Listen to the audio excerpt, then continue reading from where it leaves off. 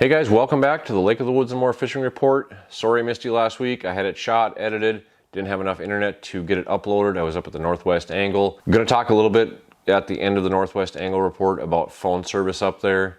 If you're going up that way or you frequent that way, some things you might try that will better your phone service. Verizon really took a tumble up there, but I'll talk about that later.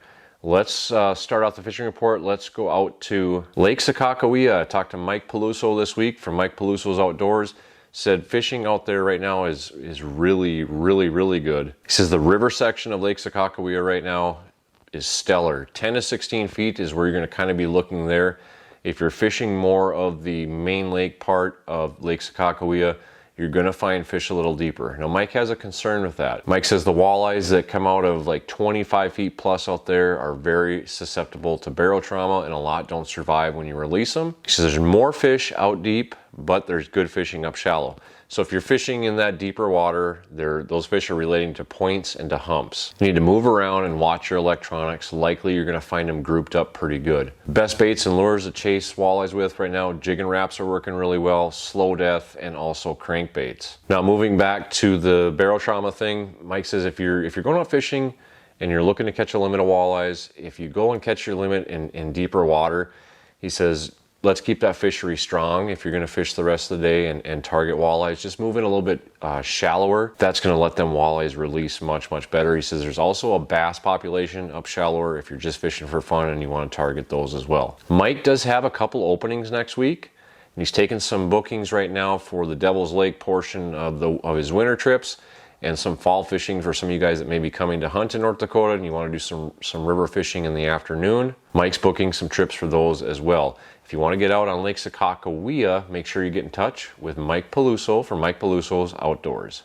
Real quick, if you guys just found the fishing report and you're going to go and use one of these guides or resorts, if you call them and book a trip, please let them know that you saw them here. I don't get paid anything from that, but it lets those resorts know that it's worth taking the time to give me the information every week to pass along to you guys. The benefits for me in the fishing report are gaining viewers. The benefits for them are gaining customers. Let's move on to Everett Bay Lodge out on Lake Vermilion. Talked to Daryl this past week. He says some crazy weather patterns still. Water temps are still around 70 or maybe a little bit above. Water has not gotten very warm this year over on Lake Vermilion. However, the fishing seems to be really good right now. A lot of walleyes being caught. And he says, basically right now they're everywhere. You're gonna find them in sand, you're gonna find them on rocks, you're gonna find them in the mud. Those fish are everywhere. They're chasing bugs, they're chasing crayfish, young of the year fish, bait fish. They're just all over the place. They're eating a lot of different things. The best way to target walleyes right now on Lake Vermilion, jigging, spinners, slip bobbers, and even some crankbait action. They're finding some of these fish like out in the mud. They're a foot or more off the bottom, so just be aware of that if you're pulling lead core, if you're just long lining crankbaits around. Musky action continues to be very hot out there. Just had the Minnesota High School musky tournament here this past week. A lot of big fish caught by a lot of young anglers, and that's really good to see. More people coming into our sport. Hopefully we can keep it strong. Customers been catching muskies as well, some late into the evening, but muskie action is pretty good right now, and muskies are fairly easy to target. If you're heading to Vermilion to look for smallmouth bass, you're gonna be looking a little bit shallower than normal, 10 to 20 feet, maybe closer to 10 to 15. Again, just fishing and gaining some knowledge or watching your electronics is going to pay off. Ned rigs, you can catch them jigging. You can catch them on live bait rigs too, crawlers and leeches if you can find some. And also there is some good panfish action on Vermilion right now too. If you're looking to take a trip out in eastern Minnesota, close to that Arrowhead region, Lake Vermilion's got multi-species to target. Everett Bay Lodge has got you hooked up for lodging and a good fishing trip. Or if you're just looking to relax, they can hook you up with that as well. If you want to get out to Lake Vermilion, make sure you get in touch with Everett Bay Lodge. Doing a little bit of zigzagging here, let's head over back into North Dakota, over to Devil's Lake, talk to Mark Bry from Bry's Guide Service. The walleye bite is good, and here's some places that you're going to look for them. Flooded roads, work the top of those flooded roads, and if that's not working, work out into the mud. You should find some walleyes there. Deep mud near structure. A lot of walleyes out in the deep mud targeting bug hatches. The flats west of Graham's Island are a good place to start. Weed lines, a lot of young of the year fish, a lot of bait fish in there. Remember, not all weed lines are created equal, Mark says. You're going to need to Do a little exploring and a little bit of experimenting to find out which weed lines are going to be better. Typically, you can see that those weed beds will top out in about 9 feet of water. Fish the edges, cover water till you find a pocket. You're going to find some walleyes. Rock piles.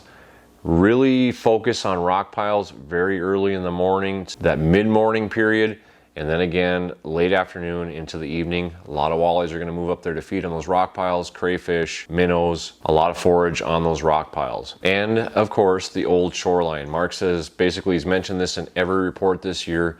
Always be looking on that old shoreline. A lot of fish are hanging out there also. There are some key points on them old shorelines: flooded rocks, trees, gravel that transitions off to mud. Those are all hot spots to be looking for walleyes, and a good place to start, 18 to 24 feet of water. Now, as far as lures, Salmo hornets, flicker shads, shad wraps, bottom bouncers and spinners have been producing, and you can also try vertical jigging with live bait or plastics. Those are some tactics that you can use out on Devil's Lake that should put fish in the boat and make you a happy fisherman.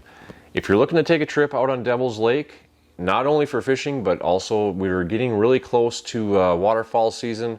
Bride's Guide Service offers waterfall trips, cast and blast packages, lodging. Don't forget Ed's Bar and Bait if you're heading out. If you don't need a guide, you're heading out on your own. They've got off sale, they've got fuel, they've got propane, convenience items. Basically anything you need you can find at Ed's Bar and Bait. You're heading out to Devil's Lake, get in touch with Bride's Guide Service and make a stop at Ed's Bar and Bait. Moving up to the big lake, up to Lake of the Woods, let's start first by going to the southeast corner of Lake of the Woods out of Baudette. Talk to Marshall from Lake Road Lodge. He says for August standards, fishing is really good on Lake of the Woods. Typically in August, you get in those dog days, it slows down a little bit. Marshall said this summer has really been an exception with this cooler weather. Water temps are lower there. You might find water temps up to 74, 73, 74 degrees during the daytime, but it's going to be around 70 in the morning. Marshall says they're still pulling spinners and night crawlers right now. That 14 to 17 feet of water around rock and rubble areas is really producing. Sticking with those colors gold, orange, or pink, those have been the top producers. And they've started to transition just a little bit, trying some vertical jigging in 25 to 29 feet. And they're catching some walleyes doing that now also. Basically what you want to do to find fish off in the mud, if you're not covering a lot of water by pulling spinners, if you want to do some jigging, drive around, watch your screen. When you find some fish congregated, stop, anchor on them, and start jigging. Now you can use plastics if you want to too. You can start doing some fan casting around your boat, work some slow retrieves, maybe mix a couple hops and skips and jumps in there. You will catch some walleyes using that method too. And don't forget to tip those jigs with frozen emerald shiners if you're using live dead bait. The emerald shiners are typically out fishing the fatheads, so that's just something to keep note of. Marshall says that he hasn't heard a lot of people trolling crankbaits right now. He said that has kind of died off a little bit. No doubt there are people still doing it and still catching fish. He just hasn't heard a lot about it. Now, if you're looking to get up on Lake of the Woods and you're looking to go out of Baudette, Minnesota, Lake Road Lodge has got lodging, they've got fish cleaning shacks, they've got a meal prep room. You can back your boat up right to your motel door, charge your batteries. Wheeler's Point access is just down the road. If you're looking for a guided trip, Marshall can hook you up with that too. They've got charters, good prices, clean, comfortable rooms. If you're looking for a trip on the southeast end of Lake of the Woods, Lake Road Lodge is a place you need to check out. Moving over to the west side on Lake of the Woods, out of Warroad, talk to Wes Harder from Wes Harder's Guide Service. He has been pulling cranks this past week. He's looking for flats in 14 to 18 feet of water. Rapala Shad Wrap number 7s in a Fire Tiger has been his go-to color, as well as blue and chrome. He's getting these crankbaits to dive right down to the bottom, maybe dig into the bottom a little bit, hop and skip, and kick up some silt that can call in some fish. You want to be around that 2.5 mile an hour mark. That's maybe to 2.8 right in there. And you can also, depending on the day, you can experiment a little bit on plus or minus on either side of that speed. Sometimes they like it a little bit slower, sometimes they like it a little bit faster. Just experiment till you find what's best, and always keep an eye on your electronics. Now, when Wes has been up closer to the northwest angle, he's looking at shorelines, pulling some spinners with crawlers, and he's kind of typically looking in 12 to 15 feet of water for that. If you're looking for a guided trip out of Warroad, Wes will pretty much take you all over the lake. He'll take you musky fishing if that's what you want to do. Wes is flexible and can make your trip a good one. Looking to get up out of Warroad? Get in touch with Wes Harder from Wes Harder's Guide Service. Now, moving up to the northwest angle, I was lucky enough to finally get up to my place. I spent a week up at the angle, fished both the Minnesota and the Canadian side. Both sides of the border were pretty good. I wouldn't call them lights out. It was a little bit hit and miss. We basically found fish all over. The first day that we were out, fishing was a little bit tough. We marked a lot of fish, but they were all suspended about 8 feet off the bottom. No matter if we were in 20 or 30 feet, we did catch a few fish around structure, but it was really slow. The next day was a little bit slower during the daytime, but as the afternoon progressed, fishing really heated up. We got on top of a reef in 17 to 22 feet of water. Really did well, caught a lot of nice walleyes, and we were just using jigs and emerald shiners. Now we were using a 1/4 ounce jig. The wind was down, and we were just kind of drifting a little bit, about 0.1 to 0.2 miles an hour, just pulling 1/4 ounce jigs and just kind of lifting and dropping, letting them sit a little bit, just kind of mixing up that presentation. The walleyes really liked it, gobbled up those minnows. We had some really nice fish at the end of that day. We went up to Canada a couple days. Fishing was a little bit tentative. We did find some areas where we did really, really well. One thing that I really suggest, some of the plastics that I use, I'll show you here. I'm not sponsored by any of these guys, but I'm always going to show you what I use that works. If it doesn't work, I'm not going to use it, and I'm sure as heck not going to tell you guys to use it. So this is probably my favorite right here. Is, I don't know how good you can see that. I'll put something up on the screen, but it's Authentics, and this is the Bee Fishin'. This is the Pulsar. This is a chartreuse core. This is a 3 1/4 inch bait. I like to use these on a 3/8 ounce jig. My number 2 is a Moxie tail by the same company. I'll put a thing up on the screen because I know you can't see it really well. This bait, the paddle tail, I like to let that touch bottom, lift it up, and kind of let that paddle tail work. I like to move that along. More so, they work for casting too, but they're a little bit better if you're drifting. But if the fish are really aggressive, they definitely will work for casting. But for casting, I really like the Moxie tail, and I will pair that with, these are 1/2 ounce jigs, but I'll usually use 3/8 for casting. I don't know if you can see them. I'll probably have to put them up on the screen too. But those colors, this one's a little bit faded. It's been sitting in my tackle box for quite a while. But that chartreuse or orange, and also white is a really good color. Both in these Pulsar baits, white really works good. But for these, I like this silverish, glittery, with a chartreuse tail. They really, really work well.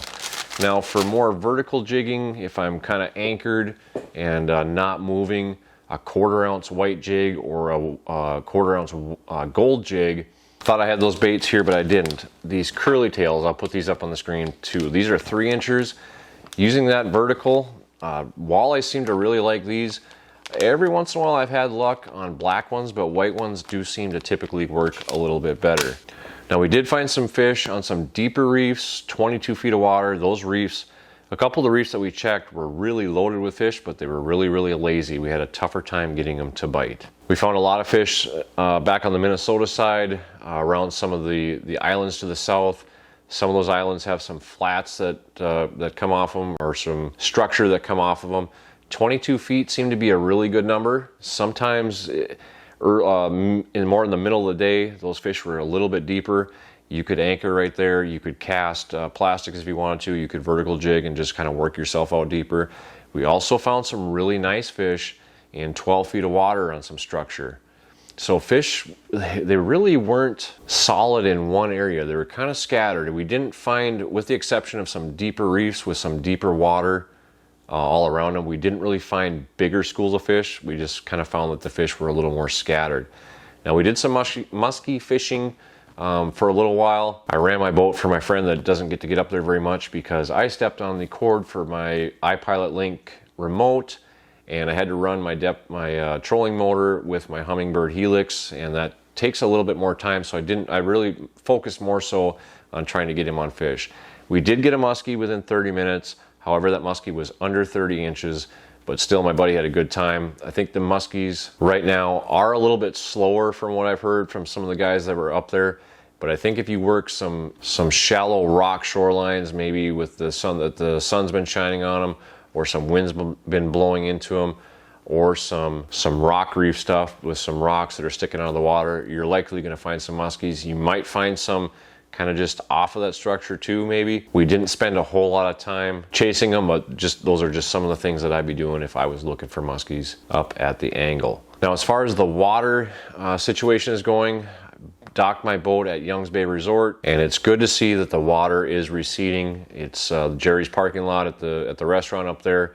You can actually park there right now. The water has went down and it continues to go down. I didn't get a chance to look at the Lake of the Woods control board thing this week, but I'll put a link in the video description if you want to check that out. One thing also to check out, I've said it before, but the National Weather Service has a wave height forecast. I'll put a link to that in the description. That's very handy, especially if you're wanting to go up to the northwest angle, you're wanting to go out of Youngs Bay. There's a few different ways that you can get up there. If you've done the whole vaccination thing, you can drive up there. You just gotta, go through the customs thing, use the ArriveCan app. But there's also other ways to get up there.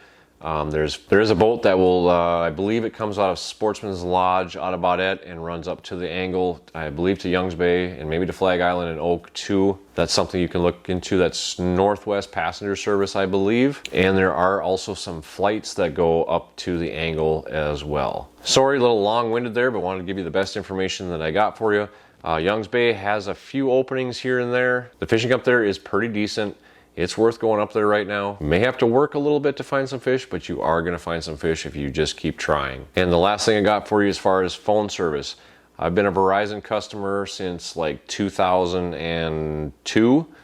And up until last year, I had no issues with Verizon. And is one of the reasons why I stayed with Verizon is they had pretty decent signal up at the northwest angle. I'm not exactly sure what happened, but it sounds like they have changed some stuff on the tower. Verizon service up at the angle, from what I experienced, is pretty shady. I said I docked at Youngs Bay. My place on the angle is on the west side of the angle, so I've got to drive. It's like 9 miles from Youngs Bay. If you're close to the tower in the right direction, you're gonna have service.